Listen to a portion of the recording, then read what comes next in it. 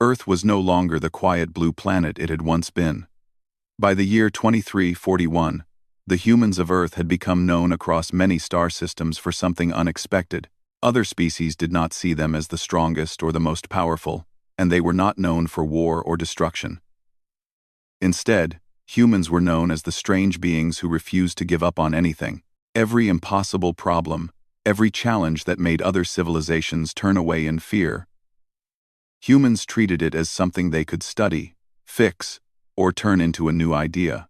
It was this attitude that made aliens give humans a nickname they never planned to use with respect. They called humans the monsters of Earth. The name was not about danger. The name came from confusion, surprise, and sometimes fear. Humans were strange because they did not follow rules that the rest of the galaxy accepted. When someone told them something could not be done, humans simply smiled, worked harder, and did it anyway. They did not see limits the same way others did. This made them seem unpredictable, wild, and powerful in a way no weapon could show. It was not their strength that made them frightening, it was their ideas. Far from Earth, in regions filled with glowing nebulae and floating energy clouds, lived the Varellans. They were a gentle and peaceful species, known for their calm voices and their dedication to harmony. The Varellans had never fought a war in thousands of years.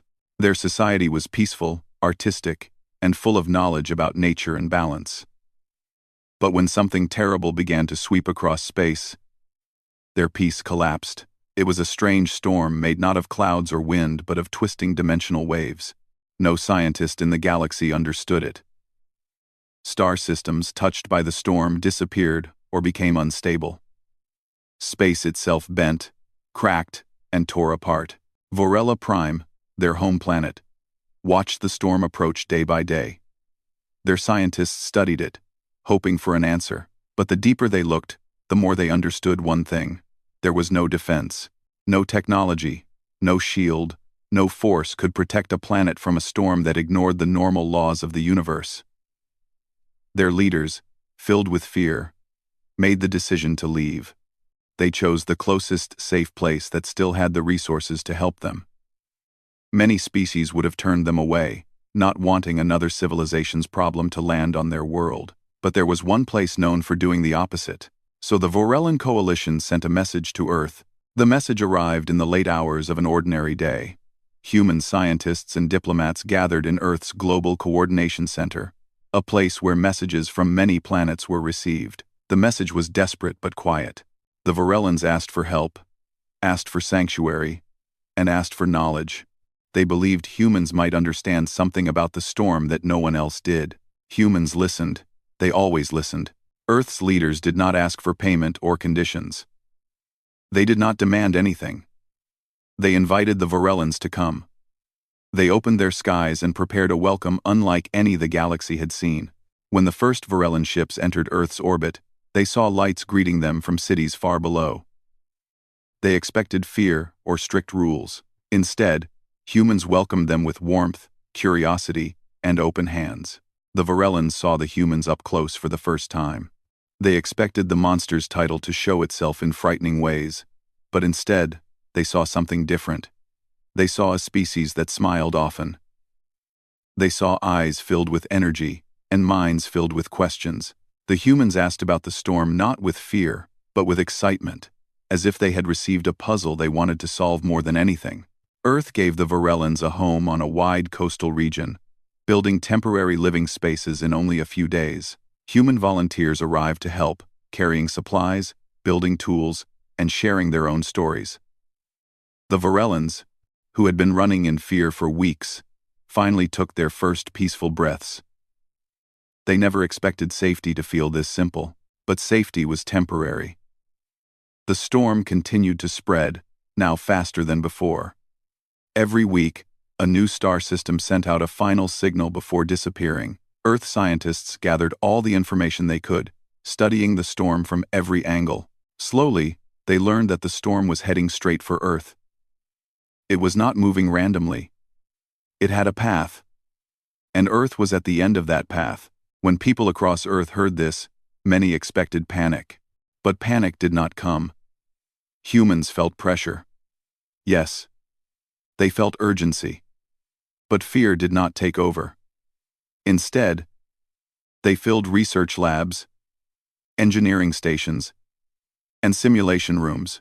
They shared ideas, argued with each other, and tested theories that made no sense at first, but sometimes became the core of new breakthroughs.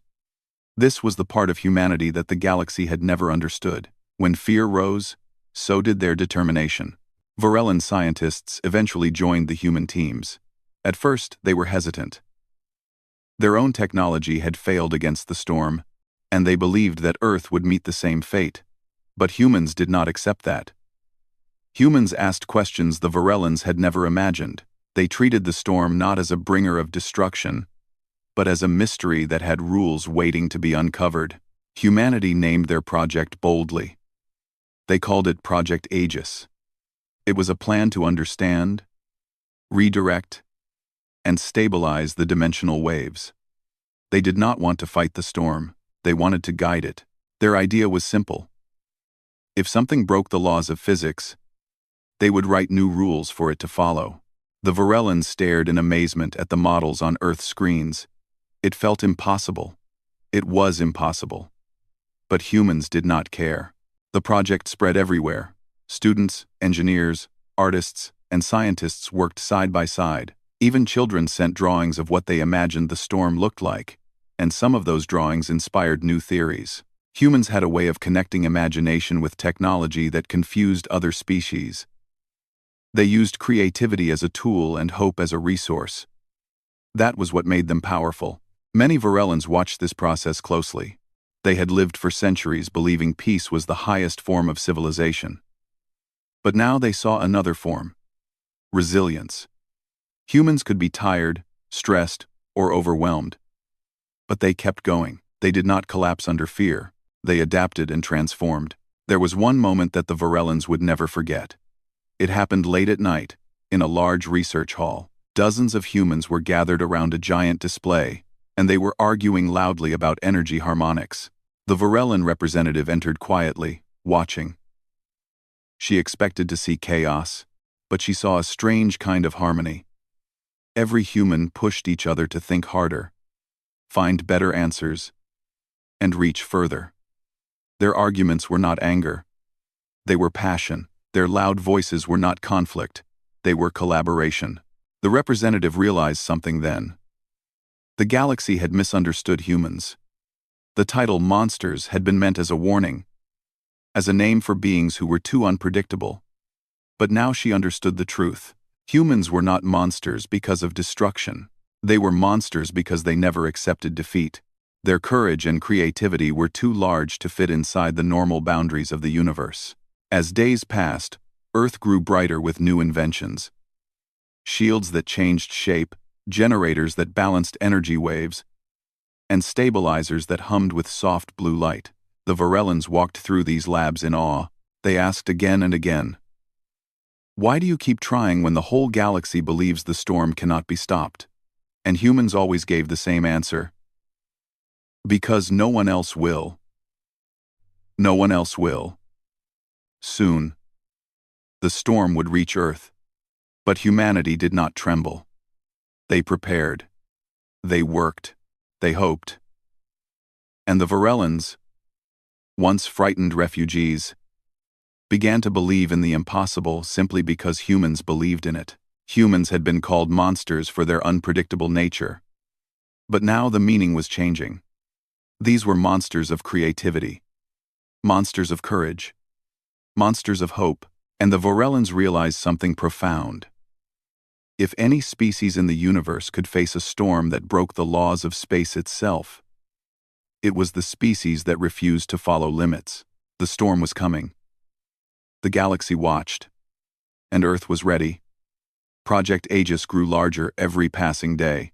What began as a simple idea soon turned into the biggest cooperative effort humanity had ever attempted. From floating ocean labs to mountain research stations, humans worked with a kind of unity that surprised even themselves. News channels across Earth showed daily updates, not to increase fear, but to inspire hope. People from every nation wanted to help, and no one felt left out. It did not matter what skill a person had. Earth found a place for them. The Varellans watched all of this with shining eyes. They had thought they came to Earth only to find safety, but soon they discovered something more valuable. They learned what it looked like when an entire planet stood together, not because they were forced, but because they believed in something bigger than fear. The Varellans offered their own knowledge as well. Their understanding of natural energy patterns and harmonic fields helped humans improve their early designs. It became clear that Project Aegis was not just a human project anymore, it was a shared dream between two species. In a large facility built near the edge of Earth's upper atmosphere, human and Varellan scientists worked on the main stabilizer core. The core was a huge device with twisting rings that floated in the air, held in place by magnetic locks. The rings turned slowly, glowing in soft blue and silver colors. Each time the rings changed speed, the air hummed like a gentle song. The Varellans loved the sound and said it reminded them of their home oceans. Many of them stood for hours listening to the harmonic waves, feeling a sense of peace they had lost when they fled their world. A human engineer named Mara often worked beside the Varellan representative, Silen. Mara was known for her bright eyes and sharp mind, while Silen was calm, thoughtful, and deeply curious. Together, they checked energy values, adjusted the resonance patterns, and tested new stabilizer modules. One day, as they watched the rings move, Silen spoke quietly. "Mara, do humans ever feel fear?" Mara looked up in surprise. "Of course we do. We feel fear all the time, but you don't stop," Silen said softly. "You are always moving forward." Mara smiled. "Because fear is not the end for us. It is the beginning. When we feel scared, we push harder." Silen nodded slowly. She had seen this again and again. Humans did not control fear by ignoring it. They controlled it by thinking bigger than it. This was what made them so strange and impressive. As Project Aegis grew more complex, other civilizations across the galaxy began sending inquiries to Earth. Some offered small bits of help, while others expressed doubt. A few sent warnings, saying that humans were wasting their time on a hopeless challenge. But humans did not pay attention to doubt. They continued to focus on their work. Soon, Earth created a new team whose job was to study the storm's approaching pattern. They built a massive projection system that displayed the storm like a living map. The storm appeared as swirling shapes of shifting colors: purple, green, and gold. It looked beautiful, like a cosmic painting, but everyone knew the danger hidden within its brightness. It was a phenomenon that broke reality wherever it passed. Human scientists took turns watching the map around the clock. They monitored how the storm bent stars, twisted gravity, and stretched distances. They tried to understand how it behaved, not as an enemy, but as a natural force with its own rhythm. Humans believed that everything in the universe had a pattern. All they needed to do was find it. One evening, as the storm moved closer to Earth's region of space, a strange change appeared on the map. The storm slowed, then shifted its shape, as if reacting to something far away. A quiet alert echoed through the monitoring center. The scientists leaned forward, studying the data. No one spoke for several minutes. Then a young researcher whispered, "It's listening." The idea seemed impossible. A storm that listened? But humans did not dismiss new ideas so quickly. They began testing this theory by sending controlled energy signals into space.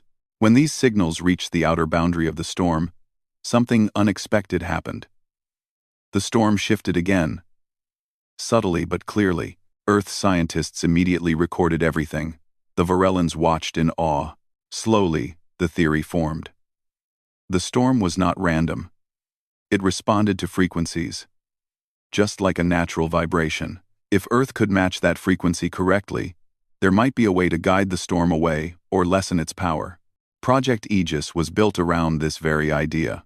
Days passed. Weeks passed. The storm continued its slow but steady journey toward Earth. The atmosphere around the planet changed. People everywhere looked at the sky, feeling the weight of something enormous drawing nearer.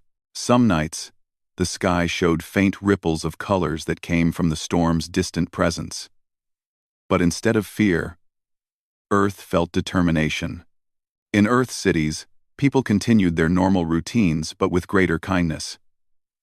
Strangers helped one another. Artists painted murals of humans and Varellans working together.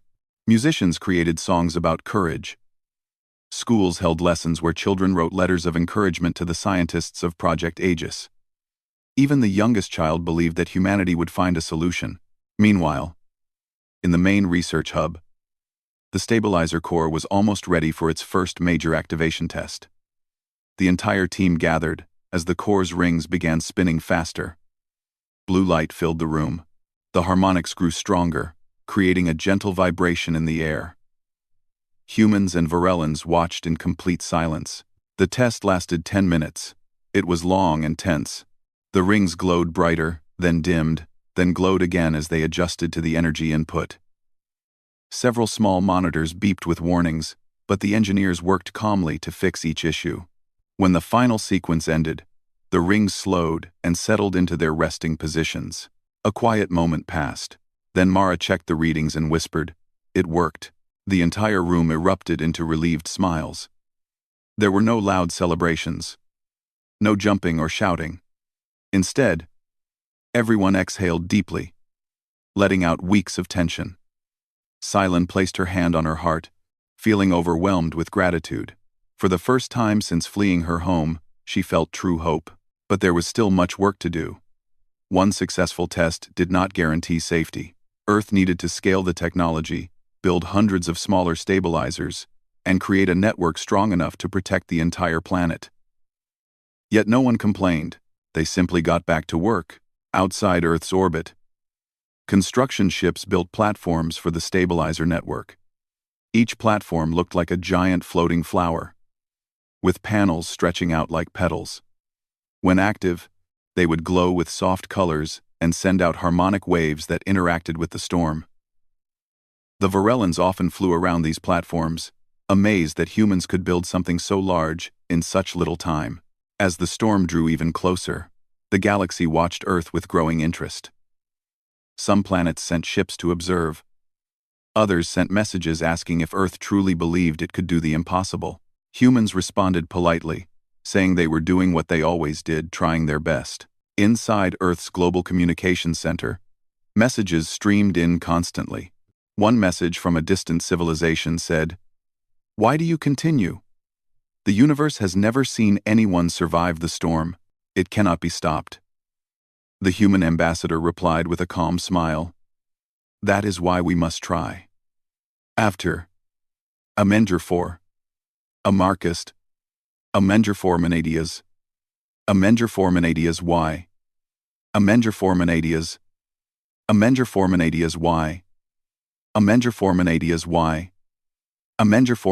Why? Silen often repeated this message to herself.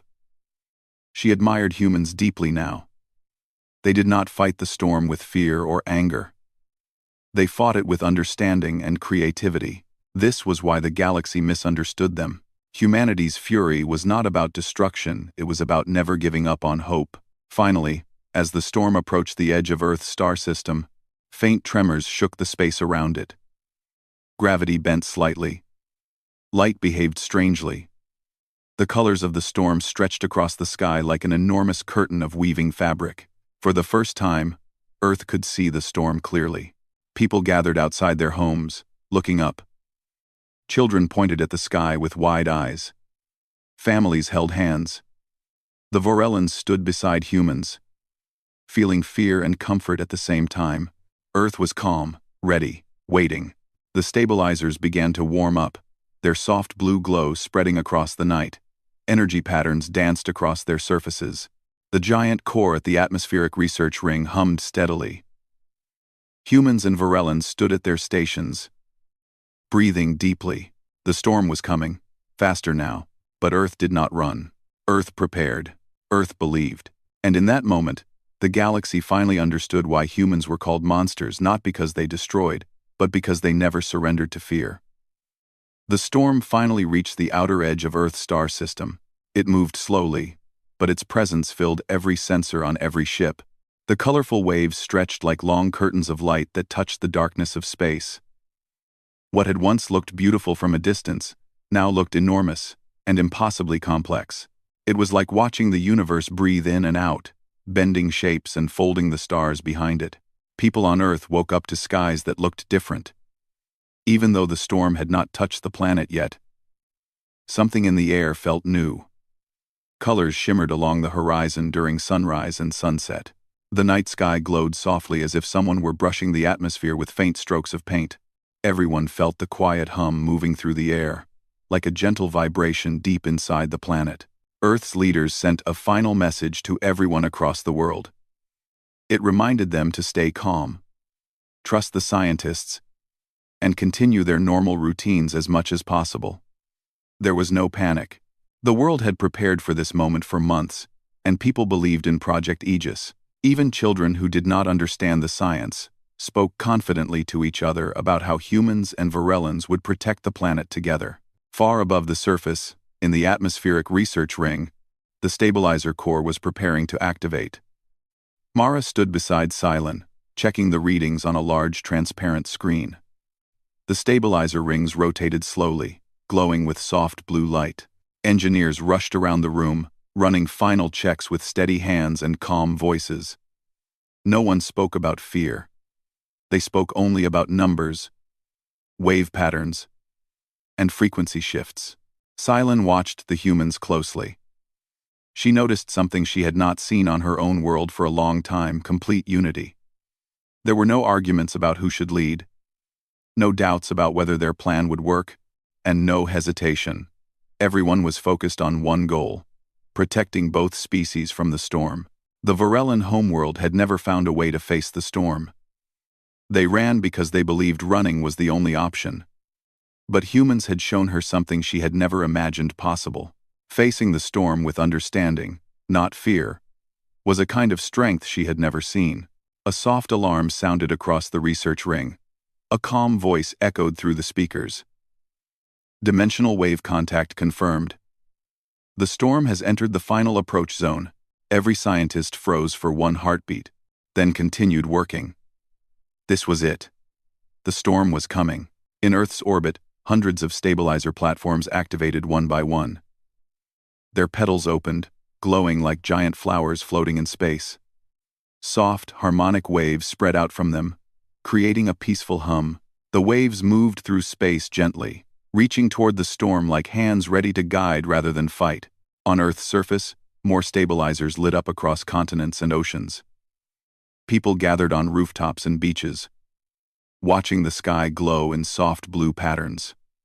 No one felt afraid. The light felt warm and reassuring, as if the planet itself were preparing a shield made of music and science. Cylon listened carefully to the harmonic waves and closed her eyes.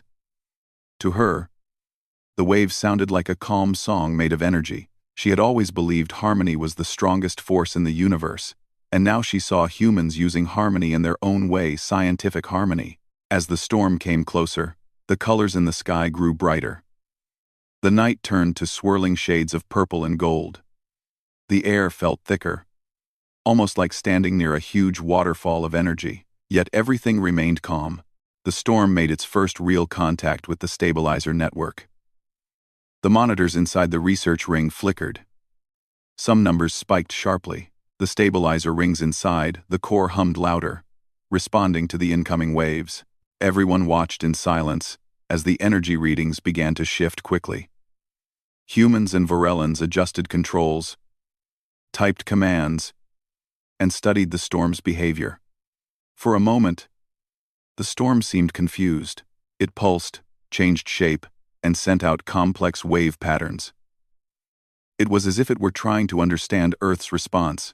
Mara leaned forward, staring at the data. "It's reacting to the harmonics," she said softly. Cylon nodded. "It's listening." The storm's waves reached the outer stabilizers. The platforms glowed brighter, sending back harmonic signals that matched the storm's frequency. Instead of pushing the storm away, they tried to shape its movement gently, like guiding a river around a rock. The galaxy had expected Earth to fight the storm with force, but humans had chosen something different. They had chosen understanding. As more waves hit the stabilizer network, the main core activated. The rings spun faster, glowing in shifting shades of blue and white. The humming deepened into a soothing vibration that spread through the entire structure of the research ring. Earth's entire stabilizer network synchronized, releasing waves of harmonized energy into space. And then it happened. The storm slowed. The swirling colors paused, as if surprised. Dimensional waves bent slightly around the stabilizer fields. The energy readings dropped by a small, but measurable amount. It was the first sign that humans were guiding, not resisting. Mara's eyes widened. It's working. Scientists across the room held their breath. The storm continued to respond to the harmonic waves, adjusting its shape. Gradually, it began to flow around the outer stabilizers instead of crushing through them. As it moved, the storm started forming new patterns that matched Earth's signals. Silent felt tears forming in her eyes. Your species, you really can reshape reality. Mara shook her head gently. Not reshape. Understand, and work with it. The storm drifted closer to the planet, but not with destructive force. Instead, it moved like a vast, glowing river that split into two gentle streams, flowing around Earth's protective harmonic field. The planet sat inside a calm pocket of space, surrounded by swirling colors that no longer harmed anything. From the ground, people watched in awe. Children pointed at the sky, laughing at the shimmering lights. Families embraced. Knowing Earth was safe, the glow of the storm turned into a breathtaking display of colors around the horizon. It looked like the universe was painting a giant ring of light around the planet. Scientists continued guiding the storm, adjusting frequencies with precise care. The storm responded to every change, sometimes bending its waves like a dancer following music. It was no longer a threat, it had become a partner in a delicate dance of energy and harmony. Earth held its breath for hours. The storm stayed in this balanced state for a long time, floating peacefully around the planet. Not a single stabilizer platform broke. Not a single system failed. The storm flowed, and Earth guided. As time passed, the storm began to weaken on its own. The dimensional waves thinned, the colors grew softer, and the energy patterns slowly faded. The storm was not being destroyed. It was completing its natural cycle with Earth, safely inside a stable harmonic bubble. When the final wave passed beyond Earth's orbit, the sky returned to normal. Stars shone clearly. Space calmed. The hum disappeared. Everything felt still. Inside the research ring, the scientists stared at the slowly dimming stabilizer core. They waited for alarms or unexpected changes, but none came. The numbers on the monitors settled into perfect lines. The storm was gone. Silent placed her hand on the glass window, looking at the quiet sky. We survived, she whispered. Mara leaned against the console, her hands trembling with relief. We did more than survive, she said softly. We proved something. Down on Earth, people celebrated not with loud parties or wild excitement, but with soft music, warm smiles, and peaceful gatherings. They celebrated unity, cooperation, and hope. They celebrated the simple truth that fear could be met with understanding, and danger could be met with creativity. For the first time in history, Earth had faced a cosmic disaster, not with weapons or destruction, but with harmonic science and gentle precision. And they succeeded. Across the galaxy, news spread quickly. Planets listened to the recordings. They saw how Earth guided the storm with no violence, no force, and no harm. And they understood something new. The galaxy had been wrong about humans. The monsters of Earth were not monsters of destruction. They were monsters of possibility. They were beings who believed that every impossible problem was simply waiting for a new idea. And as the last traces of the storm disappeared into deep space, the galaxy held its breath, wondering what humanity would do next. The starship Horizon moved through the silent space between the newly opened gates. The ship looked calm from the outside, but inside it carried the weight of humanity's biggest step. Every person on board understood that they were not only traveling to a new part of the galaxy, but also carrying the hopes of their entire species. Even the smallest sound felt important. The metal walls hummed with low energy. Soft lights guided the crew through long corridors as they prepared for what waited beyond the unknown. Commander Aaron stood near the main viewport, watching the swirling blue energy outside. It was the gate to the distant region that the ancient artifacts had pointed toward. He felt excitement and pressure mixed together. The journey had already changed everything humans believed about their place in the galaxy. Now, standing close to a destination no human had ever reached, he knew their choices would shape the future. Dr. Lyra walked to his side, holding a small device full of new readings. She looked eager, but there was a calm in her movements. She had spent her life studying ancient technology, yet even she was surprised at how much they still did not understand. To her, every number on the device was a new mystery. "The energy is stable," she said softly. "But once we cross, there may be no turning back."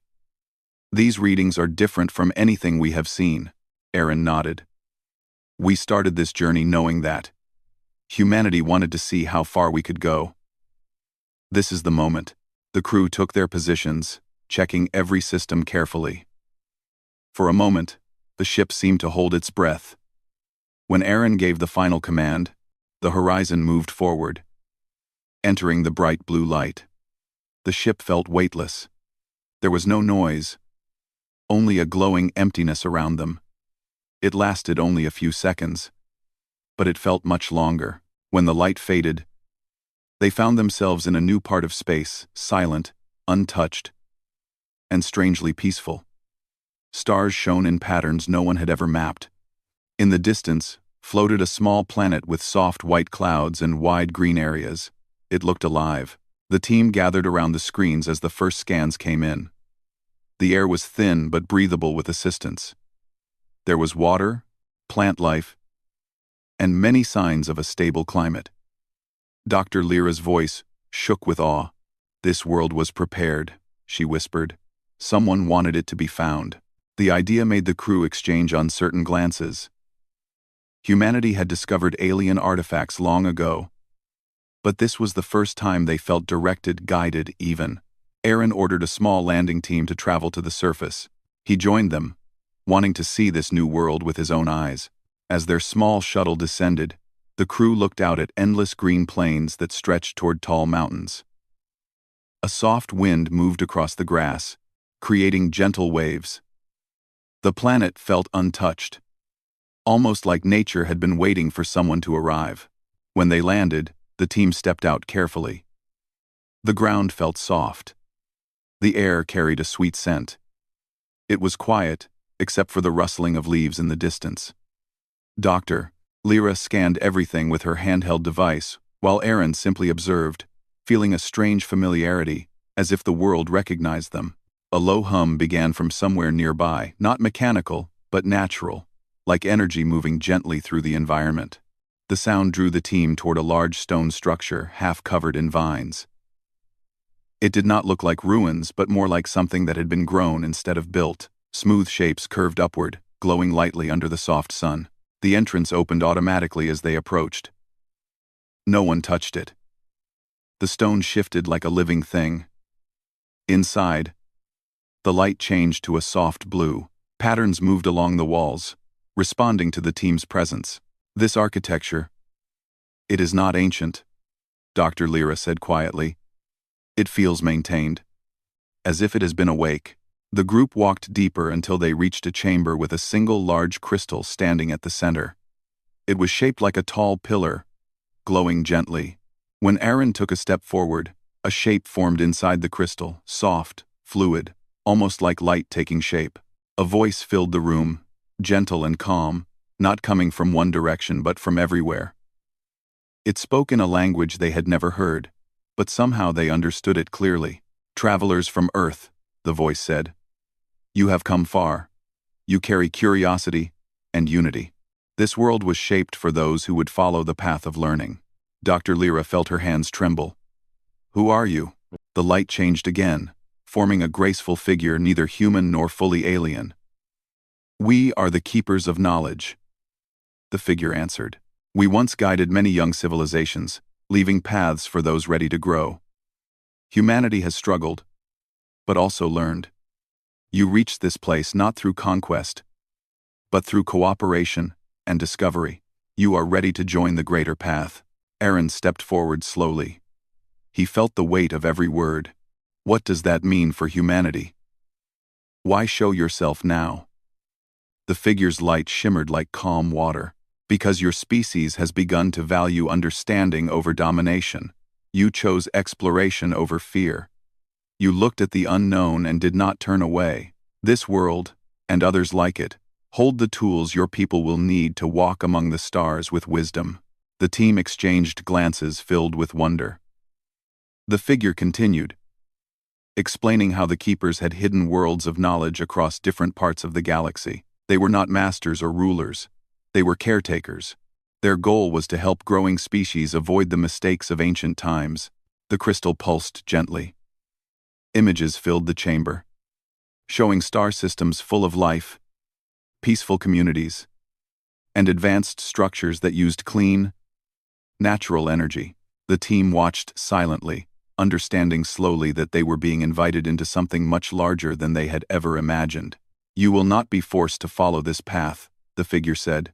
Humanity must choose it freely. Knowledge is not a gift, it is a responsibility. But if your species chooses learning, cooperation, and improvement, you will find many doors open. Aaron felt a deep sense of pride. Humanity had spent centuries fighting its own limits. Now, because they had learned to work together, they stood at the doorway of a new future. We want to learn, he said quietly but firmly. We want to grow without causing harm. We want humanity to rise with wisdom. The chamber brightened. The figure lifted a hand of light, and a small object formed in the air. It floated gently toward Aaron. It was a small cube, covered in shifting symbols. This is the first key, the figure said. It will guide your scientists and thinkers. It will teach without overwhelming. More keys exist, but they must be earned through unity and progress, not through force. Dr. Lyra held the cube carefully, her eyes wide. She already sensed the depth of its knowledge. The figure's light began to soften. Your journey will not be easy, it said, but humanity has shown the ability to adapt, to question, to imagine. These traits make your species strong in ways that matter. Carry this path with humility. The chamber dimmed, and the crystal's glow faded. The figure dissolved like shimmering dust. The room became silent again.